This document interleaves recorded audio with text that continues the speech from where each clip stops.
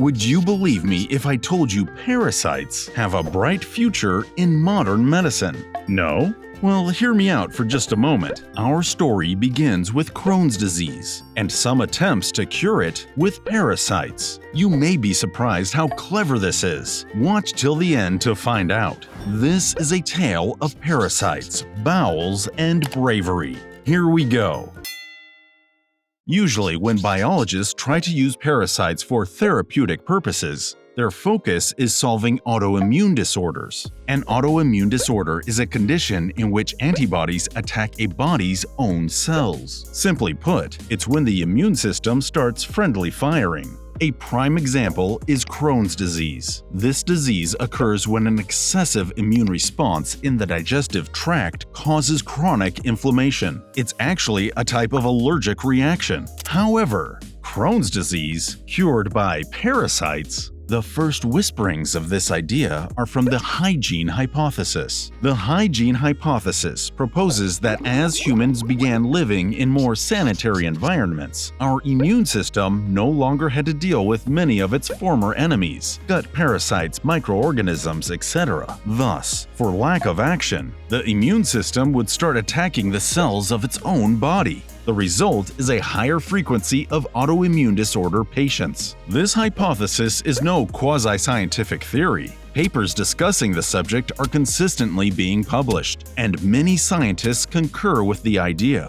Now, if we reverse the hygiene hypothesis, one may wonder whether providing the immune system with parasites to fight off could prevent it from attacking its own cells. In 2005, the late Professor Robert Summers of the University of Iowa began the first study on autoimmune disorder treatment using parasites. Over the course of 24 weeks, he would feed Crohn's disease patients 2,500 Trichuris suis, a whipworm that typically infects pigs, eggs once every 3 weeks. Ugh, just imagining it. But the results may surprise you. 21 of the 29 patients saw their condition improve. Why don't we take a look at this graph from the paper? As you can see, the Crohn's disease activity index of the patients who ingested Trichuris eggs was much lower than the control group. And this doesn't just work with Crohn's disease.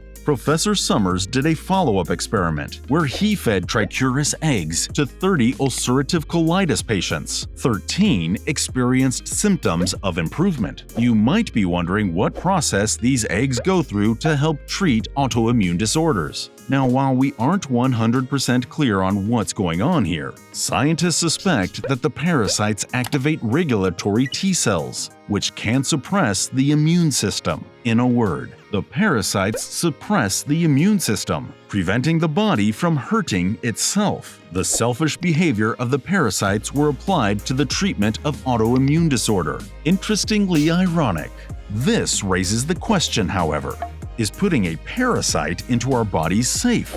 According to the Korea Disease Control and Prevention Agency, the practice is indeed safe. An experiment was conducted in the US and Europe to test the safety and effectiveness of the treatment, and no side effects or complications were observed in any of the participants. And the experiment showed that Trichuris didn't cause any adverse symptoms and does not transmit to anyone else. Not only that, but it was revealed that even if the parasite were to mature, they couldn't penetrate the intestinal mucosa. With the medical potential of these parasites being revealed, some researchers in Europe have gotten the go-ahead to develop parasite-based medicines to treat Crohn's disease and ulcerative colitis. Of course, there are drawbacks to this treatment. The most eye-catching is the cost. For safety reasons, Trichuris can only be extracted from gnotobiotic pigs. The cost of producing the eggs includes the cost of raising the pigs. So producing 500 parasite eggs costs over $200. Pretty expensive, huh?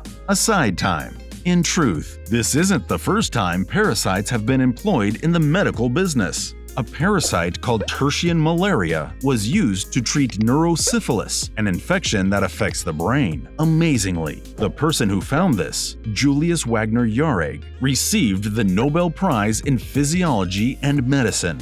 In an era bereft of antibodies, neurosyphilis was a lethal disease that caused facial deformities and paralysis by attacking the central nervous system. By discovering that neurosyphilis didn't do well in high temperatures, Wagner Jauregg infected a neurosyphilis patient with tertian malaria. Here's what happened. The neurosyphilis vanished. And for the finishing touch, after the neurosyphilis was gone, Wagner Jauregg cured tertian malaria with a medicine known as quinine. While this method is no longer being used thanks to the popularization of antibodies, it was revolutionary for the time. It was definitely worthy of accolades, as this method was used until the 1950s. Nowadays, researchers are even looking for ways to use less harmful parasites to deal with more harmful parasites. One arena they're trying to set up is roundworm versus malaria. This malaria is a little different from the tertian malaria mentioned before. Moving on, the focus of this study proves that infecting malaria patients with roundworms can reduce malarian activity. This works by making the parasites compete with each other.